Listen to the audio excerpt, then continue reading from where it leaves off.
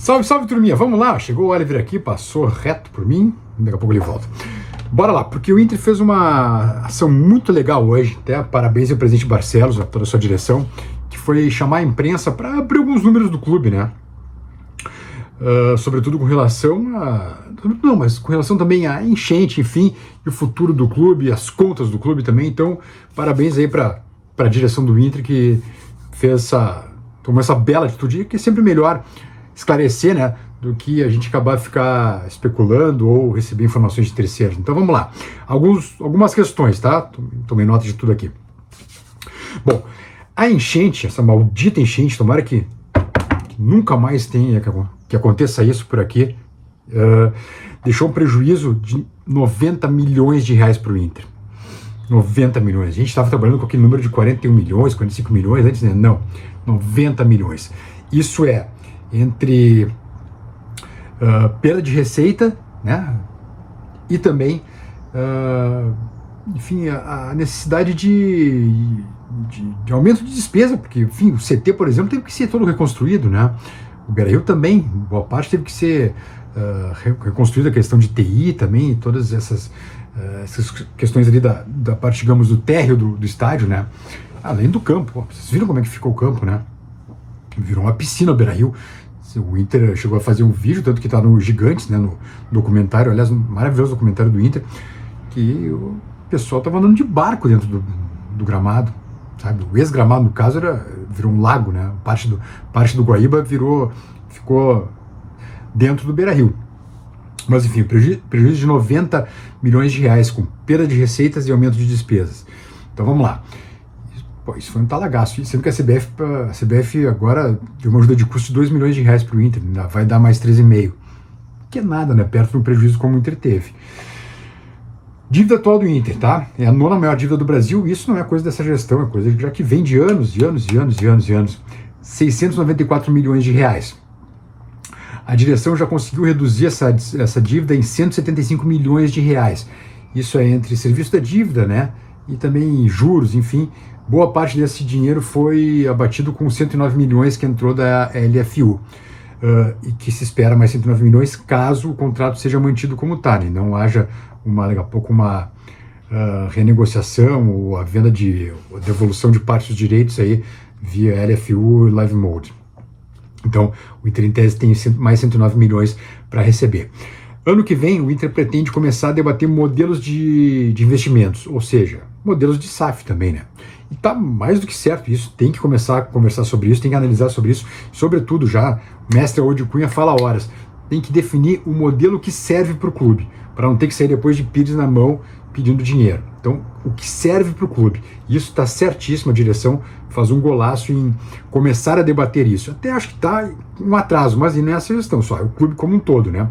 Tem que discutir isso, tem que debater modelos de investimentos, modelos de SAF, porque, enfim, vai que precise. Vai que ali diante precise fazer um modelo de investimento. E não quer dizer que vai virar SAF, tá? Não quer dizer que vai virar SAF. São modelos de investimentos. Por exemplo, o Inter agora tem essa questão de ainda estar no debate interno para buscar esses 200 milhões de reais em debêntures, né? Há muita gente contra, dizendo que há um risco, porque o que vai ser dado como garantia é patrimônio, então isso é um risco também, por isso a coisa ainda não saiu do papel, e talvez agora com o futebol melhorando, com resultados de campo melhorando, talvez volte a ser analisado pelo Conselho, até melhor, seja analisado pelo Conselho e vá à votação, enfim, para que o Inter consiga amealhar seus 200 milhões de reais em debêntures. A folha foi reduzida já em 700 mil reais com a saída de jogadores até agora e, ainda que não tenha sido dito, vai ser reduzida mais, né? Porque no fim do ano o Vitão deve ser vendido, o Alário não deve ficar, o René está saindo também, né? Johan também não deve ficar, então tem partidas aí programadas para o final da temporada. Que mais aqui que tem de importante? O Inter bateu já 100 milhões de reais em transferências de jogadores, tá? Restam 35 milhões de reais para serem arrecadados ainda, para bater 135 milhões, que é o que foi projetado lá no início do ano. Isso não deve ser muito difícil de conseguir, porque se o Vitão for vendido no fim do ano, vai superar esse valor até. Esses 35 milhões a mais aí, ou 35 milhões que faltam. Então deve bater de longe isso, essa meta aí, até 31 de dezembro. Então acho que isso está tá tranquilo com relação a essa projeção que a direção do Inter fez. Deixa eu ver o que mais aqui. Acho que de macro era isso. Mas a ideia é que, enfim, há esperança. O Inter está trabalhando para reduzir sua dívida, está trabalhando para obter novos contratos. Tem contratos terminando com patrocinadores, enfim, terminando agora no fim do ano. Novos patrocinadores devem vir, então também deve se acertar isso. E claro, a esperança sempre de aumentar o quadro social com a chegada, com o retorno do Inter a Libertadores, que eu acho que vai acontecer. Então tem uma série de questões ainda para acontecer, mas o que a direção passou me pareceu um quadro otimista.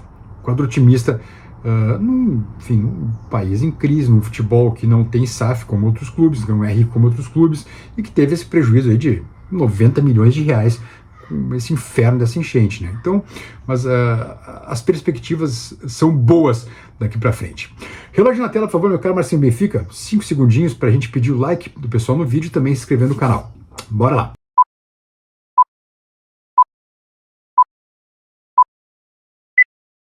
Vamos lá, turma.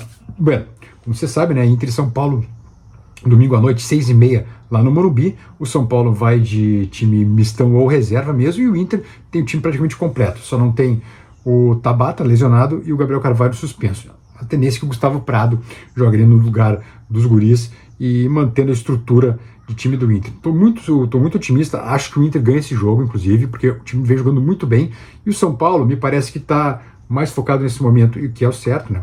Na Libertadores, confronto contra o Botafogo, e acho que o São Paulo passa o Botafogo, do que exatamente no Campeonato Brasileiro. Então, as perspectivas são muito boas nesse sentido também, e tomara que a gente tenha um grande fim de semana. Tá bom, turminha? Beijos, cuidem-se no feriadão. Até mais!